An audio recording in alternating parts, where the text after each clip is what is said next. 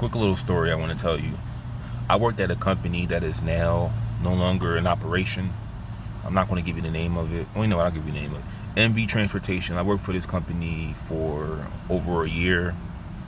This is a one in Philadelphia. And I don't have my shirt anymore. I think I threw my shirt out because a lot of crap that I had from my past, like old jobs. I've had a lot of jobs, and let me tell you, whenever I leave that job, I do discard the shirt.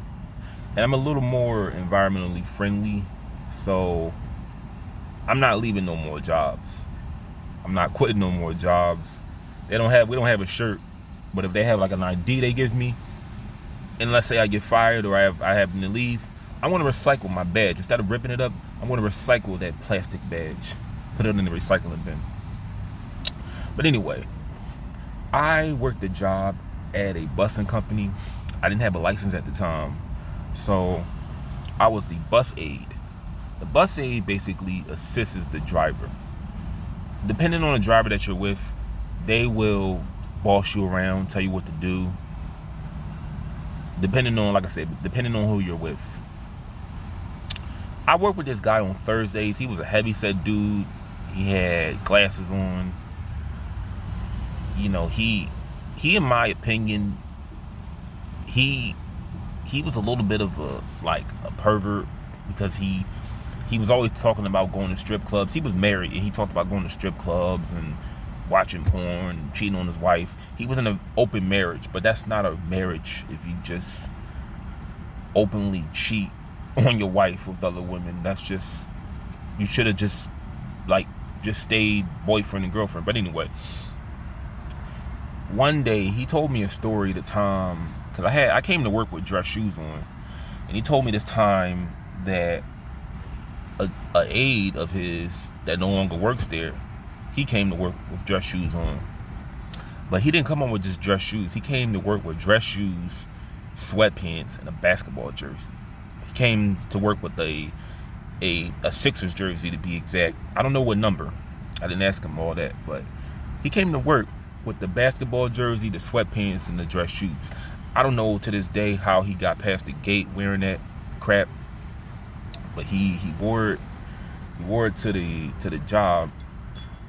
And I'm just thinking to myself, like, how did he like go past like security wearing that? But one day, I told you, with being an aide, you basically, when there are people in wheelchairs that can't get up their steps, or they don't have like a lift to get up the stairs, they simply have us push the wheels, like carry them up the steps, or push the wheels to get them from step to step. You know, use your legs or your back to, you know, get the chair up the stairs. And one day, I'm just like, I'm talking to dude on the bus. It's a true story, no cap. I'm talking to him on the bus because I have my dress shoes on, and he was telling me, he's like don't wear those next time, because they may say something. And I was like, I don't really, well, I was mentioning like another driver wears dress shoes, and then he said, yeah, well, he said something real crazy. I'm not gonna say on camera, but he said he mentioned the time that he worked with someone that had dress shoes on and the basketball jersey and the sweatpants, and they did the unthinkable. So I told you, when you take somebody up the stairs, someone does the back of the chair, someone does the front of the chair. The back of the chair is a little harder than the front of the chair, but if you do it enough, you like it's like breathing. It's just natural when you do it so much.